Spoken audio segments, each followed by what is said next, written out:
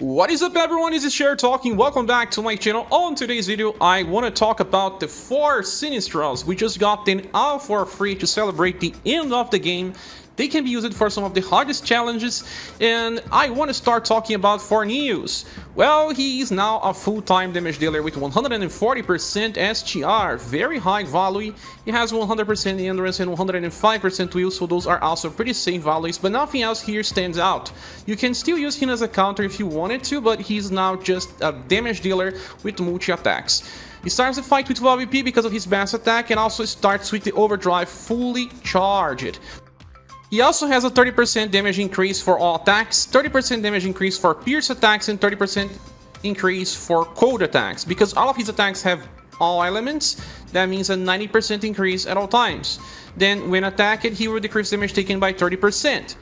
Then, when landing any attack, he will apply in all enemies defense drop. That will decrease the defense of the enemy permanently by 5%, so if you use AoE attacks, you can apply that to all enemies. He also gonna get a weak heat up that will improve his damage versus weak targets by 20%, max of 10 times, meaning he can reach 200% damage increase, and then also grants himself a defense up that increases damage taken by 5%, 5 times per battle, multiplicatively.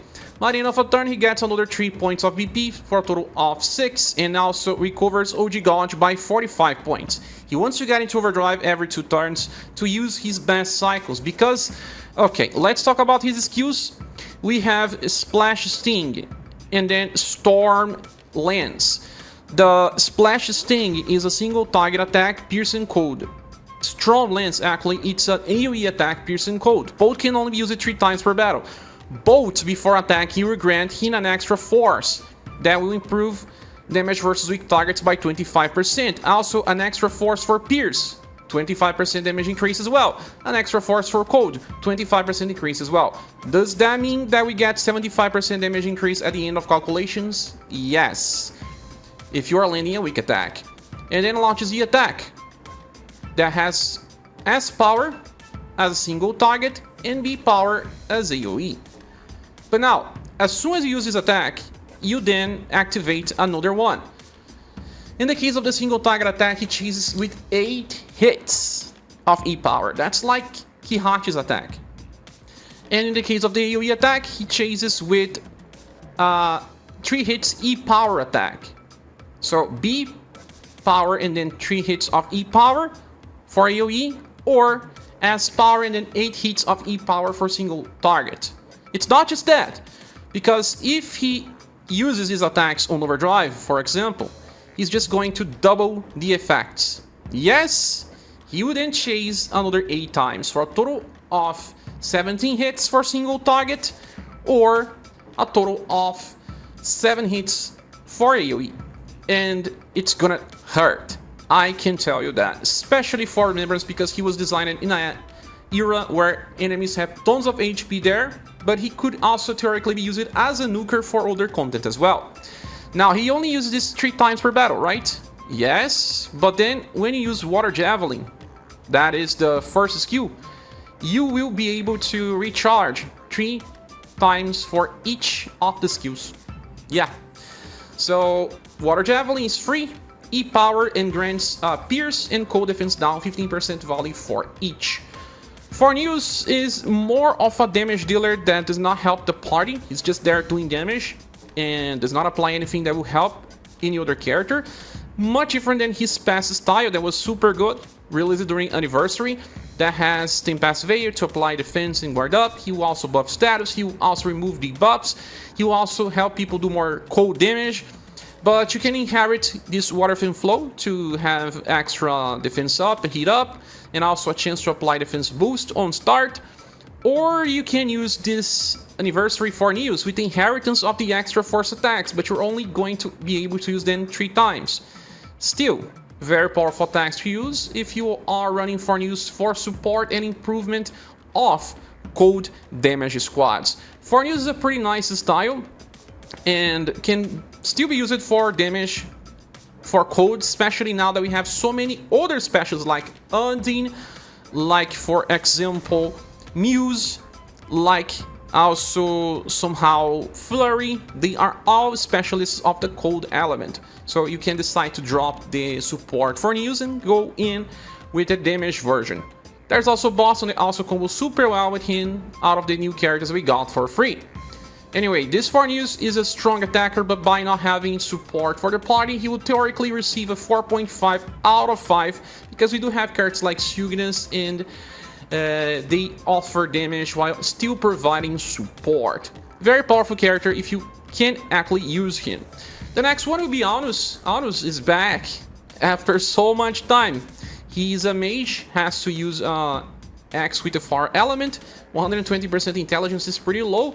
Actually, nothing here stands out. Nothing really. Well, when attacked with heat attacks, nullifies damage. Then reduces damage taken at all times by 40%. By the end of a turn, recovers HP by around 1.5 thousand. Has 5 EP per turn and will grant attack boost of 15% every turn.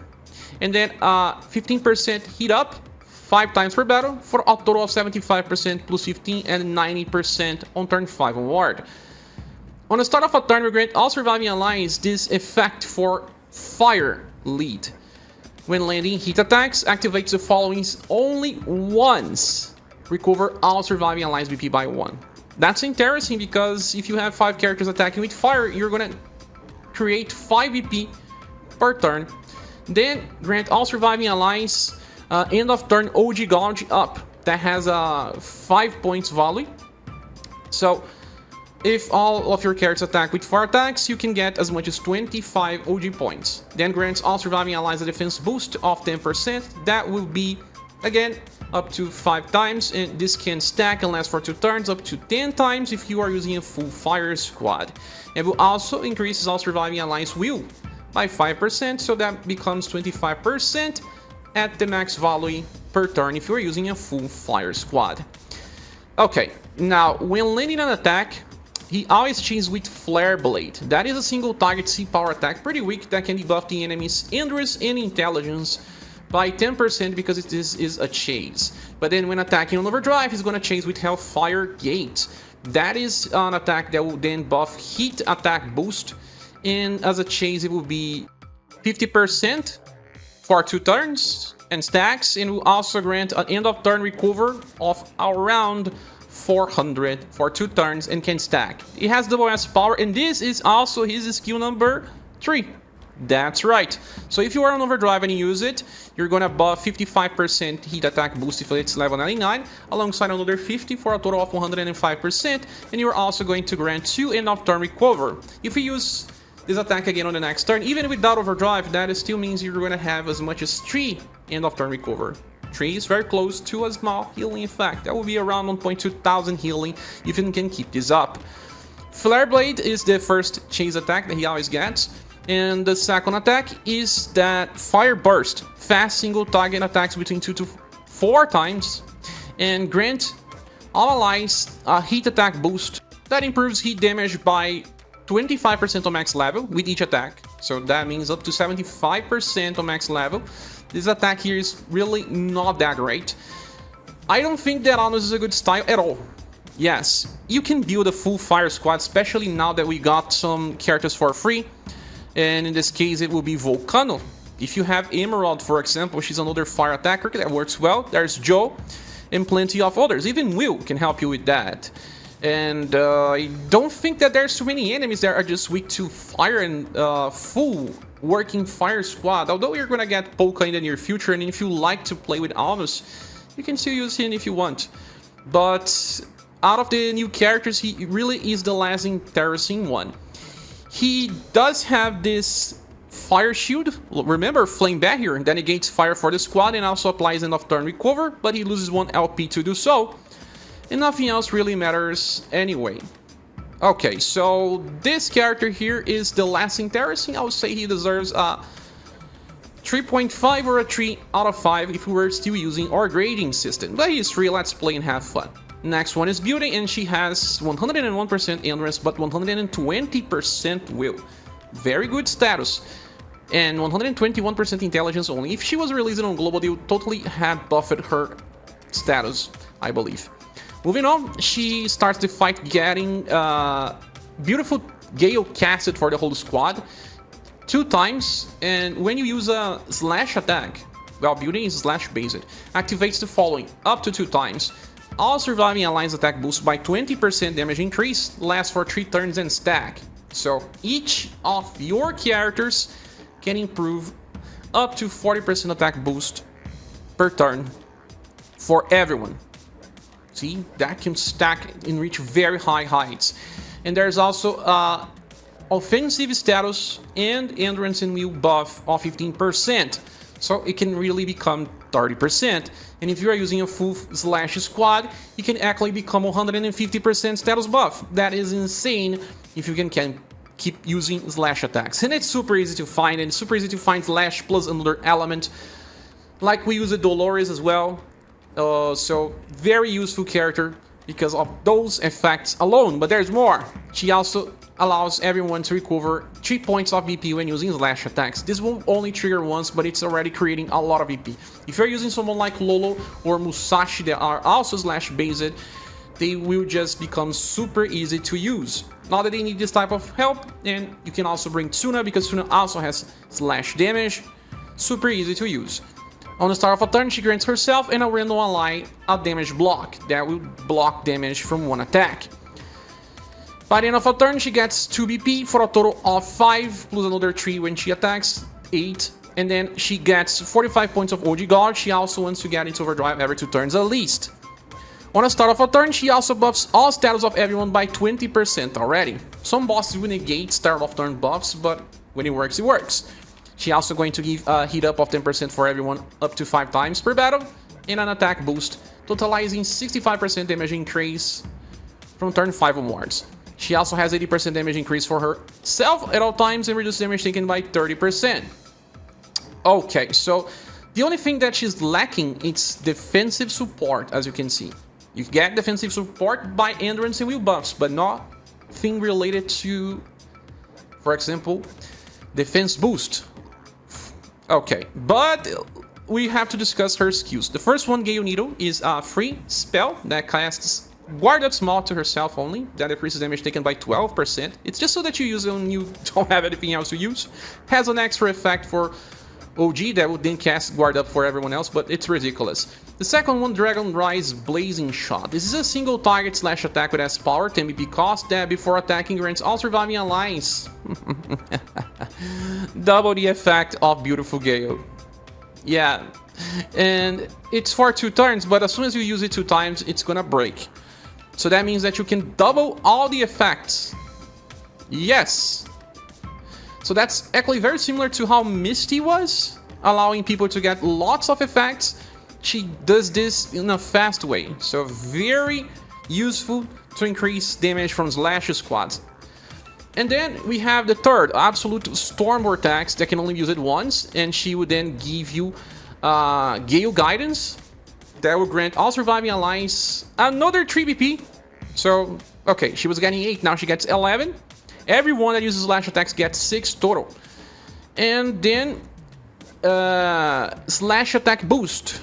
This one will be of 45% value. So you only use this once, you're then going to double the effects of Gale Guidance, increase the slash damage for 2 turns, and then you have to rely on just using the second skill all the time. But then look, after activating Dragon Rise Blazing Shot or Absolute Storm Vortex, those are skills number 2 and 3. She will chase with Boreal Dragon Wind. That is a single target attack that grants all surviving allies damage block for 1 time on turn.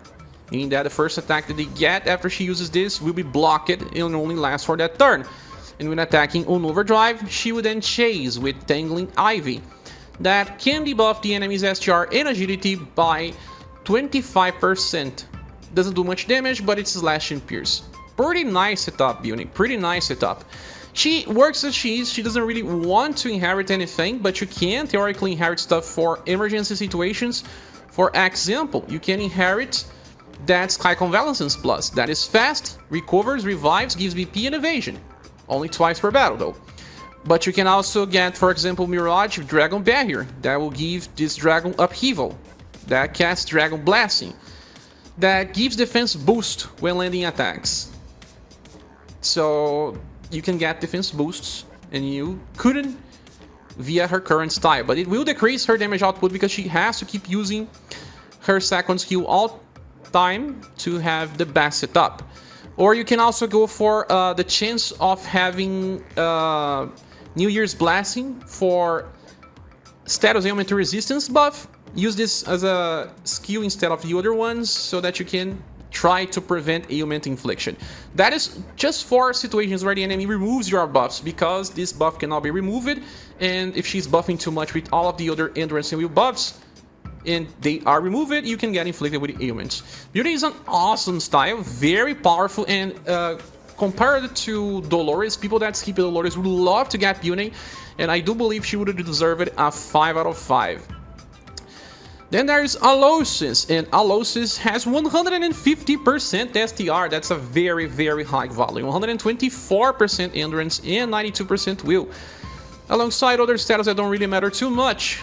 Well, when he's attacked, he decreases damage taken by 30%, and if he's attacked by an attack that will cause resist by 40%, and then has a 37% chance to evade resistant attacks.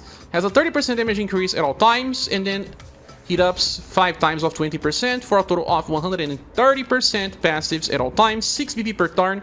Starts the fight with 11 BP and then casts all surviving allies Infinite Fighting Spirit. So anyone that uses a direct attack will activate the following: SGR buff, 35% volley, an attack boost that will be 50% volley. That's right, that lasts for 4 turns, and this can trigger 2 times. Imagine 75% buff, up to 100% attack boost, and also recover your HP 2 times for a total of around 800. But they need to land direct attacks. He is a direct attack leader, much like we got random attack leader in the case of Erpina. And he also casts Warrior Soul. When being directly attacked, this is reaction, you're going to activate the following: all surviving allies will trigger an attack boost of 20%, a defense boost of 15%. The bolt to last for 2 turns, guys. It will buff all surviving allies, STR, endurance, agility, and will by 5%. So he grants this for everyone. So anyone that gets attacked will then trigger all of these effects to everyone. Kind of like Joe was, but without the problem of when they get hit by a single target. Here, it will work in all case scenarios, but lock it into direct attacks. There are not that many AoE direct attacks anyway, but okay, if he uses a direct attack versus one of your characters, everyone gets a bonus. Now, when he lands a direct attack, this can trigger 4 times per battle. He will grant himself Elemental Enhance for Blunt and Heat. That is 20% damage increase, and then for Spear, and then for Row Attack. So you could say that it's 80% damage increase. That is because his attack uses all of these effects at once. 4 times per battle means 320% damage increase. Also, when landing a weak attack, he's going to chase with Blazing Charge. That is Row Attack that hits 3 times with deep power, with Blunt and Heat as well, meaning that he would take benefit of all of the extra bonus effects. But his main skills are skill 1, 1 BP, Row, Blunt and Heat with attack boost of 15% that can last for 2 turns. But especially Earthlord's Battle Cry. That is a fast support skill that will grant him a 30% hit up, and then will grant all surviving allies rousing soul. That doubles the effects of your Infinite Fighting Spirit and your Warrior Soul. If it was not good enough, he now doubles the effects of all of this, meaning that you are going to get plenty of stacks of defense boosts and attack boosts and status buff. Plenty of those, the defense boosts being the most important ones, but also the attack boosts effectively reaching very high heights. Then we have skill number 3, Blazing Charge. That is the same one that you use when landing weak attacks. 3 times, Row, deep power. So versus Hana Water, this is gonna make a lot of difference for you that were having difficulty with spears. Plenty of damage, but when compared to nukers versus fights with just one enemy, he won't get close. But he makes all of your damage dealers sustain and do more, so that is still something great. But again, he needs you to use direct attacks and receive direct attacks. This is a very specific situation, my friend, and won't happen all the time. Hence why Alloces is amazing when he works fine, but he's a type of leader that won't be used all the time. I believe he would receive it a 4.5 out of 5 because the effects are crazy, but they are super hard to trigger. He doesn't need to inherit anything at all. Well, I guess that's it, my friends. We are just so close to the last spinner. We are still trying to celebrate the end of the game. I hope you enjoyed this video. Please subscribe if you haven't, and click the like button, leave a comment. I will certainly read it. Hope to see you soon in the next video or live stream. Goodbye.